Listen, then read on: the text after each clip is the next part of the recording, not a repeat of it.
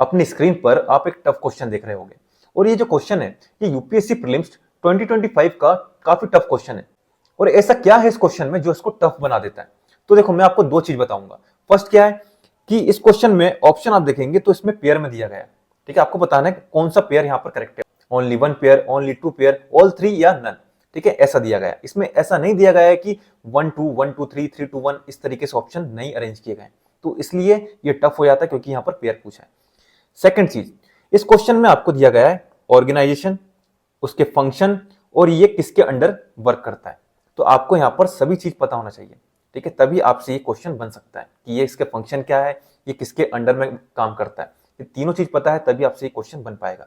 ठीक है, इसलिए ये क्वेश्चन टफ है। तो अब इस टफ क्वेश्चन को हम लॉजिक से कैसे सोल्व कर सकते हैं, क्योंकि ये जो क्वेश्चन है ये आपकी नॉलेज से तो बनने से रहा।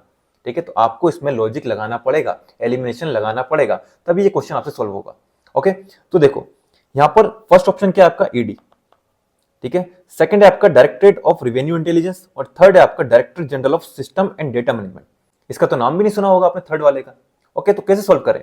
तो देखो मैंने आपको बताया था, यहां पर आप देखिए department of revenue ministry of finance, department of revenue ministry of finance, दो ऑप्शन आपके सिमिलर टाइप के हैं।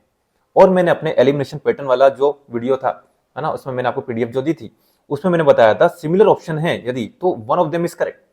ठीक है, तो इन दोनों में से कोई एक करेक्ट होगा। यदि एक करेक्ट है मतलब यहां से एक तो सही हो गया। हमें नहीं पता कौन सा करेक्ट है लेकिन एक करेक्ट होगा इन दोनों में से। ओके, तो ऑल द थ्री ये आपका गया। ठीक है, नन ये भी गया। अब आपको बताना है ओनली वन और ओनली टू। तो देखो ईडी की बात करें तो ईडी में यहां पर क्या बोला, enforcement of the fugitive economic offender act 2018 के अंडर ये काम करता है।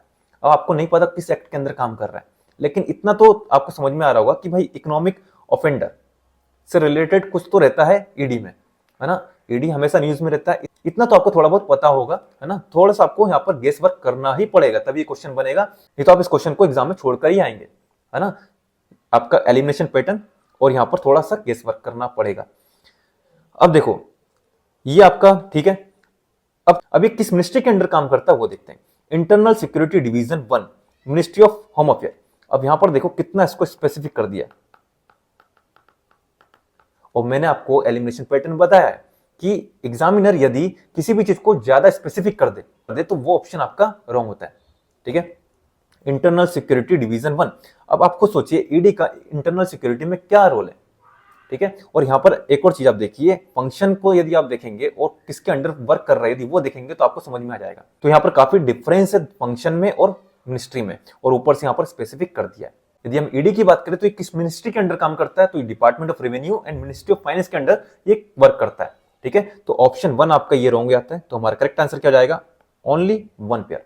ठीक है, तो इस तरह आप यदि लॉजिक और एलिमिनेशन पैटर्न के थ्रू क्वेश्चन को सोल्व करना चाहते हैं तो आप मुझे फॉलो कर सकते हैं। Thank you.